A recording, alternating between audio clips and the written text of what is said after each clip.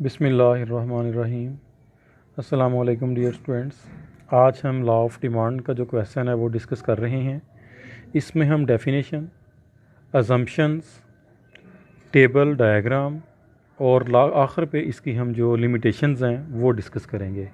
तो सबसे पहले हमें थोड़ा सा अंदाज़ा होना चाहिए डिमांड के बारे में। तो डिमांड से मुराद, तलब से मुराद मार्केट से किसी कीमत पे चीज़ों को ख़रीदने का जो इरादा है उसको हम तलब का नाम देते हैं, और मार्केट से जितनी चीज़ों की डिमांड की जाती है उसको हम नाम देते हैं क्वांटिटी डिमांडेड, यानी कि मिकदार तलब।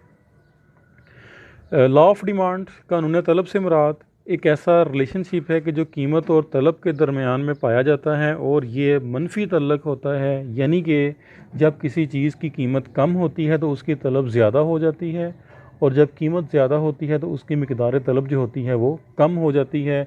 इसी उल्ट तल्लक को इकनॉमिक्स में कानून तलब का नाम दिया जाता है। इस सवाल की, इस कानून की अजम्पशंस हैं। इन अजम्पशंस में सबसे पहले हम बात कर रहे हैं कांस्टेंट इनकम के। सबसे पहले हम फ़र्ज़ करेंगे कि सारफ की जो आमदनी है वो साकन रहे। Number 2, unchanged weather and population, आबादी और मौसम तब्दील ना हो। नंबर 3, इन्वेंशंस एंड डिस्कवरीज़, इस कानून के दौरान किसी किस्म की कोई नई चीज़, कोई ईजाद ना हो, कोई नई चीज़ दरियाफ़्त ना हो। Quantity and value of money, इस कानून के दौरान ज़र की वैल्यू, उसका मेयार और उसकी मिकदार, यानी कि कदर ज़र और मिकदार ज़र जो हैं वो साकन रहें। नंबर 5 पे है distribution of wealth and tax, के टैक्सों का निज़ाम और वेल्थ जो है उसमें किसी किस्म का कोई चेंज ना आए। नंबर 6 पे है क्वालिटी ऑफ प्रोडक्ट, के प्रोडक्ट की जो क्वालिटी है वो चेंज ना हो, वो जैसी है वैसी रहे, किसी किस्म की उसमें कोई तब्दीली ना आए। अदर फैक्टर्स की अगर हम बात करें कि इसमें अदर फैक्टर्स हमने फ़र्ज़ करना है कि कांस्टेंट रहें, जैसे taste, fashion, customs, traditions, habits, यानी कि सारफ की आदतें, रस्म रवाज, फ़ैशन और उसके जायके वगैरह में कोई तब्दीली ना हो। लास्ट है हमारे पास नंबर 8, नो एमरजेंसी, के लॉ ऑफ डिमांड के दौरान किसी किस्म की कोई एमरजेंसी सूरत हाल ना हो, यानी कि मुल्क में किसी किस्म के जंग के हालात ना हों, सैलाब के हालात ना हों, कुदरती आफात ना हों, कोई कहत साली वगैरह ना हो। तो ये लॉ ऑफ डिमांड हम पढ़ रहे हैं, उसके मफरूज़ात हमने पढ़े हैं कि लॉ ऑफ डिमांड क्या है कि किसी चीज़ की कीमत और उसकी मिकदार तलब में मनफी तल्लक पाया जाता है। जब कीमत कम होती है तो मिकदार तलब फैल जाती है, और जब कीमत ज़्यादा होती है तो मिकदार तलब जो है वो सुकड़ जाती है। अब हम इसका टेबल और डायग्राम डिस्कस कर रहे हैं। तो टेबल में सिंपल टेबल आपके सामने है एक्सप्लेनेशन के बाद, कि प्राइस कम हो रही है 5, 4, 3, 2, 1, और मिकदार तलब जो है वो ज़्यादा हो रही है 2, 4, 6, 8, 10।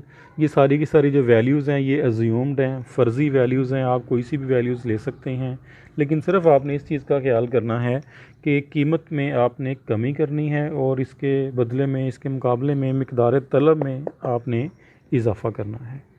ग्राफ आपके सामने है कि सबसे पहले कीमत आपके पास 5 है, मिकदार तलब आपके पास 2 है। 5 और 2 को मिला के हमने ए पॉइंट हासिल किया है। नेक्स्ट आप देखें, कीमत आपके पास 4 है, मिकदार तलब भी आपके पास 4 है। 4 और 4 को मिला के आपने बी पॉइंट हासिल किया है। एक्स एक्सिस पे आपने क्वांटिटी डिमांडेड मेजर की है, और वाई एक्सिस पे आपने प्राइस ली है। इसी तरह सारे पॉइंट्स आपने ड्रा किए हैं, ए, बी, सी, डी एंड ई। इन पांचों पॉइंट्स को मिला के फिर आपने D1 negatively sloped demand curve जो है वो आपने हासिल किया है। टेबल में प्राइस 5 से 1 तक कम हो रही है, और मिकदार तलब जो है वो इसके बदले में, इसके मुकाबले में 2 से 10 तक जो है वो फैल रही है, इजाफ़ा हो रहा है इसमें। आखिर में हम डिस्कस कर रहे हैं जी इसकी लिमिटेशंस। लिमिटेशंस में नंबर 1 पे हमारे पास है inferior, cheap and rare goods. ये वो चीज़ें हैं कि जिनके ऊपर कानून तलब का इतलाक़ नहीं होता, यानी कि घटिया चीज़ें, सस्ती चीज़ें और नायाब चीज़ें। मिसाल के तौर पे नमक, पानी, हीरा, ये वो चीज़ें हैं कि जिनके ऊपर कानून तलब का इतलाक़ नहीं होता। नंबर 2 हमारे पास है shortage of supply.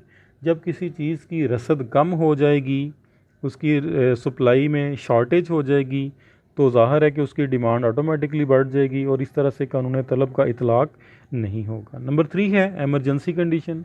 Emergency condition नागहानी सूरत हाल में फिर हम चीज़ों की कीमतों को नहीं देखते, कीमत जैसी तैसी भी हो, कीमत ज़्यादा हो, हम हर हाल में अपनी जो चीज़ों की डिमांड है उसको पूरा करने की कोशिश करते हैं। तो इसके लिए भी जो एमरजेंसी कंडीशन है नंबर 3 पे कानून तलब का नागहानी सूरत हाल में भी इतलाक़ नहीं होगा। मिसाल के तौर पे मुल्क में सैलाब, कहत या ज़लज़ले वगैरह की सूरत हाल है या और इस तरह की कोई वबा जैसे आजकल कोरोना वायरस की वजह से, तो इन चीज़ों में फिर जिन चीज़ों की लोग डिमांड करेंगे उसकी डिमांड लाजमी करेंगे, उसकी कीमत को वो नहीं देखेंगे और कानून तलब जो है वो लागू नहीं होगा।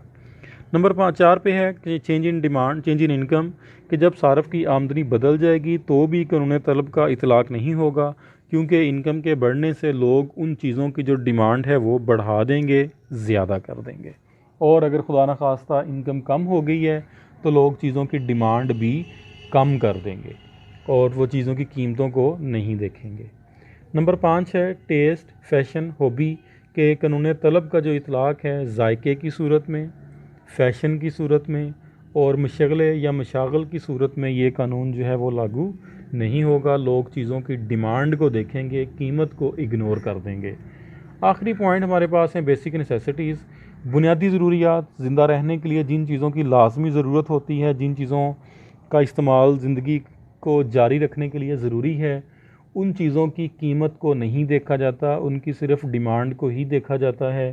तो बेसिक नेसेसिटीज़, बुनियादी ज़रूरियात की सूरत में भी जो कानून तलब है वो लागू नहीं होगा। तो ये हमारा एक सिंपल और बड़ा इम्पोर्टेंट टॉपिक था आज का, लॉ ऑफ डिमांड। उम्मीद है कि आपको समझ आ गया होगा। इसको रिवाइज़ कीजिएगा, टेबल और डायग्राम को ड्रा करके भी ज़रूर देखिएगा। अल्लाह हाफिज़।